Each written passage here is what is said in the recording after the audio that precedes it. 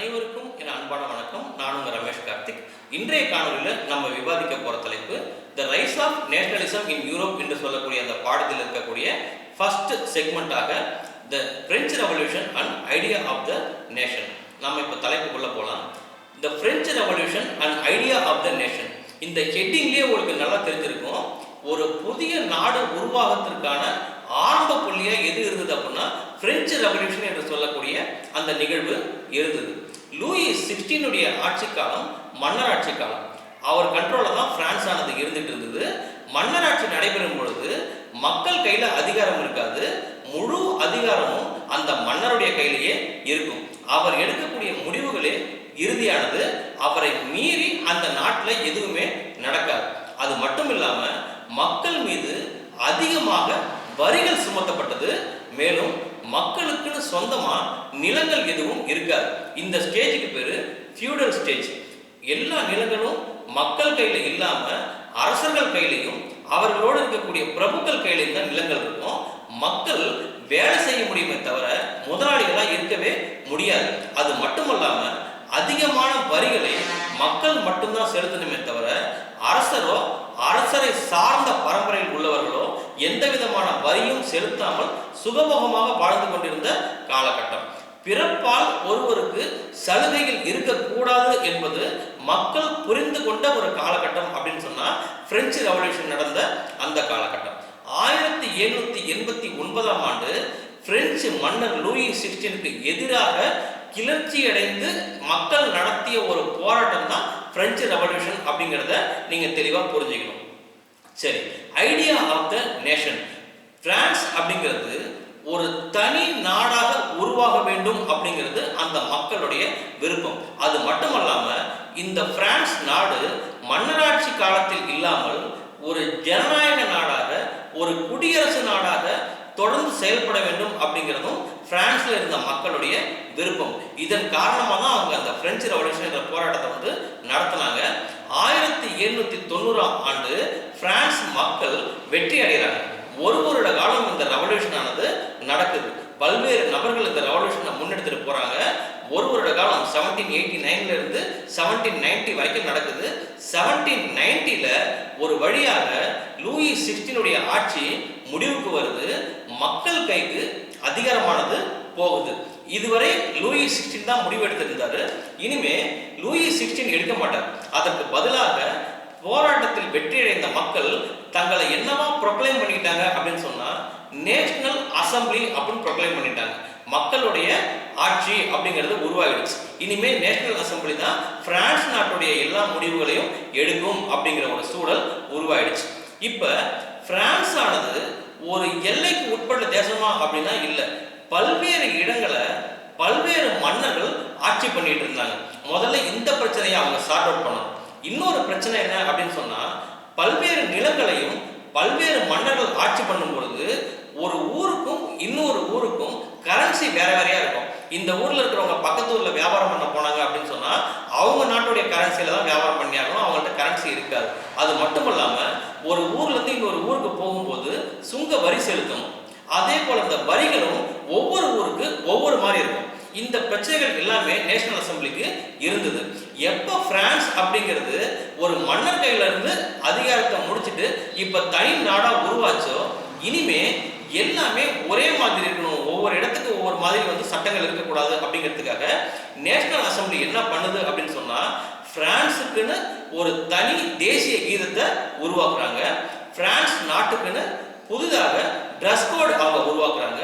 அரசியல் அமைப்பு சட்டம், அதாவது கான்ஸ்டிடியூஷனை உருவாக்குறாங்க. மக்கள் என்ன தவறு செய்தா என்ன தண்டனை அப்படிங்கிறதுக்கான சட்டம் லாவை உருவாக்குறாங்க. அது மட்டும் இல்லாம இனிமேல் பிரான்ஸ்ல பல்வேறு நிலங்கள்ல பல்வேறு மொழிகளை பேசக்கூடாது. அதற்கு பதிலாக ஒரே மொழியாக பிரெஞ்சு மொழி தான் நீங்க பேசணும். அந்த பிரெஞ்சு மொழி பாரிஸ் சிஸ்டம்ல இருக்கும் அப்படின்னு சொல்லி அறிமுகப்படுத்துறாங்க. ஸோ மொழியானது உருவாக்கப்பட்டு விட்டது. கரன்சி இனிமே ஒவ்வொரு இடத்துலையும் ஒவ்வொரு விதமான கரன்சி கிடையாது. பிரான்ஸ் நாட்டுக்குன்னு ஒரு பொதுவான கரன்சியும் அவங்க உருவாக்கிடுறாங்க. தேசிய கொடி உருவாக்கிடுறாங்க, மொழி உருவாக்கிடுறாங்க. இது எல்லாம் உருவான பிறகு வெயிட் மெஷர்ஸ், ஸ்டாண்டர்ட் யூனிட்ஸ் என்று சொல்லக்கூடிய வெயிட் மற்றும் நீள அளவை இருக்கு இல்லையா, நம்ம லென்த் பிரெட் வந்து மெஷர் பண்ணுவோம் இல்லையா, இந்த ஸ்டாண்டர்ட் மெஷர்மெண்ட்ஸ் எல்லாத்தையுமே புதுசா காமனா உருவாக்கிடுறாங்க.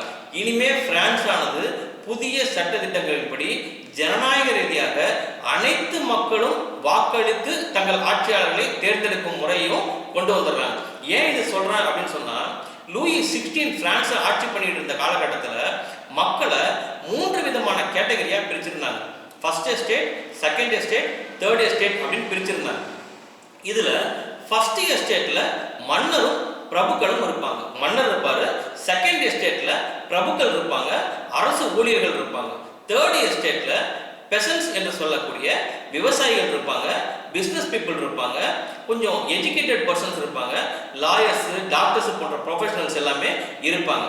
இதுல வரி செலுத்தக்கூடிய எஸ்டேட்டாக தேர்ட் எஸ்டேட் மட்டும்தான் இருந்தது. First estate people, second estate people இவங்க 2 பேருமே வரி செலுத்த மாட்டாங்க. அவங்க பிறந்ததுல இருந்து அவங்களுடைய காலம் வரைக்கும் வரி செலுத்த மாட்டாங்க. இந்த தேர்ட் எஸ்டேட் பீப்புள் மட்டும்தான் வரி செலுத்துவாங்க. இது ஒரு பெரிய அடக்குமுறை அப்படிங்கிறத அவங்க உணர்ந்துட்டாங்க. இந்த தேர்ட் எஸ்டேட் பீப்புள் தான் லூயி 16க்கு எதிராக போராட்டம் பண்ண ஆரம்பிச்சாங்க. இந்த எஸ்டேட்ல இருக்கிற எல்லோரும் வாக்களிக்கலாமா அப்படின்னா முடியாது. ஒரு எஸ்டேட்டுக்கு ஒருத்தர் மட்டும்தான் வாக்களிக்கவே முடியும். அப்ப அந்த மொத்தம் 3 எஸ்டேட்ல ஃபர்ஸ்ட் 2 எஸ்டேட் ஆனது அரசருக்கு ஃபேவரா இருக்கும். அதுல 2 பேர் வாக்களிச்சாவே அரசர் வெற்றி பெற்றுவாரு. இந்த 3வது எஸ்டேட் ஆனது எப்பவும் போல மன்னருக்கு அடிமையாவே வேலை செய்ய ஆரம்பிச்சிருவாங்க.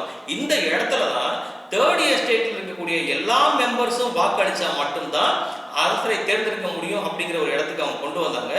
இப்ப இந்த நேஷனல் அசம்பிளி வந்த பிறகு எஸ்டேட் ஜெனரல்ஸ் தேர்ந்தெடுக்கணும் அப்படின்னு சொன்னா அந்த எஸ்டேட்ல இருக்கக்கூடிய அனைத்து மக்களும் ஓட் போட்டா மட்டும்தான் நம்ம அந்த எஸ்டேட் ஜெனரலை வந்து தேர்ந்தெடுக்க முடியும் அப்படிங்கிற சூழ்நிலையும் கொண்டு வந்துட்டாங்க. பிரான்ஸ் ஆனது ஒரு புதிய தேசமாக 1790ஆம் ஆண்டு உருவான பிறகு அந்த பிரான்ஸ் நாட்டுக்குன்னு ஒரு தாய்மொழி உருவாக்கிட்டாங்க. அந்த பிரான்ஸ் நாட்டுக்கு அரசியலமைப்பு சட்டம், பிரான்ஸ் நாட்டுடைய கரன்சி, பிரான்ஸ் நாட்டுடைய தேசிய கீதம், அது மட்டும் இல்லாம அந்த பிரான்ஸ் நாட்டுடைய அளவீடுகள், வெயிட் அண்ட் மெஷர்ஸ், இது எல்லாத்தையுமே உருவாக்கிட்டாங்க. பிரான்ஸ் நாட்டுடைய டெரிட்டரியும் அவங்க உருவாக்கிட்டாங்க. இந்த எல்லையிலிருந்து இந்த எல்லை வரை பிரான்ஸ் என்கிற ஒரு நாடு அப்படிங்கிறத உருவாக்கிட்டாங்க. இனிமேல் பிரான்ஸ் யாருக்கும் அடிமை கிடையாது அப்படிங்கிறதையும் தெளிவா சொல்லிட்டாங்க. ஐரோப்பால பல்வேறு நாடுகள் விடுதலை அடைந்து சுதந்திர நாடாக மாறுவதற்கு இந்த பிரான்ஸ் நாட்டுடைய சுதந்திரம் கிடைத்தது ஒரு பெரிய முன்னுதாரணம் அப்படின்னு சொல்லி நம்ம எடுத்துக்கலாம். இந்த காலகட்டம் 1790க்கு பிறகு பிரான்ஸ் ஒரு தனி நாடாக மன்னராட்சி இல்லாமல் ஜனநாயக நாடாக செயல்பட ஆரம்பிக்கும் பொழுது அந்த மிடில் கிளாஸை சேர்ந்த மக்கள் என்ன பண்றாங்க அப்படின்னு சொன்னா, மிடில் கிளாஸ்ல படிச்ச மக்கள் அவங்க ஜாக்கோபின் கிளப்ஸ் என்று சொல்லக்கூடிய அந்த கிளப்ஸை பிரான்ஸ் முழுவதும் உருவாக்குறாங்க. இந்த கிளப்ஸ் எல்லாத்துக்குமே ஹெட் யார் அப்படின்னு சொன்னா ராபிஸ்பியர் என்று சொல்லக்கூடிய ஒரு நபர். இந்த ராபிஸ்பியர் என்பவர் மன்னராட்சியை முடிவுக்கு கொண்டு வரணும் அப்படிங்கிறதுக்காக பிரான்ஸ் மக்களோடு சேர்ந்து போராடிய ஒரு நபர். யார் யாரெல்லாம் பிரான்ஸ் நாட்டுடைய வெற்றிக்காக, அதாவது அந்த புரட்சியில் வெற்றி பெறுவதற்காக, மன்னராட்சியை முடிவுக்கு கொண்டு வருவதற்காக போராடினாங்களோ அவங்களெல்லாம் தியாகிகள் அப்படின்னு நம்ம உருவாக்கி அவங்கள கௌரவப்படுத்தினதும் இந்த நேஷனல் அசம்பிளி தான். சரி, இது மட்டும் அல்லாமல் லா பேட்ரி, லீ சைட்டோயன் அப்படின்னு 2 விஷயங்களை கொண்டு வராங்க. இந்த லா பேட்ரி அப்படின்னா என்ன அப்படின்னு சொன்னா, நாம இந்தியாவை எப்படி தாய்நாடு அப்படின்னு சொல்றோமோ அது போல இனிமேல் அவங்க பிரான்ஸை எப்படி சொல்லுவாங்கன்னா தந்தை நாடு அப்படின்னு சொல்லுவாங்க. அதுக்கு பேர் தான் லா பேட்ரி. லீ சைட்டோயன் அப்படின்னா என்ன அப்படின்னு சொன்னா, பிரான்ஸ் நாட்டுடைய குடிமகன், சிட்டிசன் ஆஃப் பிரான்ஸ், அதை தான் அவங்க என்ன சொல்லுவாங்கன்னா லீ சைட்டோயன் அப்படின்னு சொல்லி சொல்லுவாங்க. ஸோ இது எல்லாமே 1790ஆம் ஆண்டு பிரெஞ்சு ரெவல்யூஷன் வெற்றி பெற்ற பிறகு, பிரான்ஸ் ஜனநாயக நாடாக மாறிய பிறகு நடைபெற்ற சம்பவங்கள். இதற்கு பிறகு நடைபெற்ற ஒரு சம்பவம் தான் தி ரெயின் ஆஃப் டெரர். இந்த ரெயின் ஆஃப் டெரர் என்கிற சம்பவம் நடந்து முடிந்தது மிக மிக மோசமான விளைவுகளை உருவாக்குச்சு.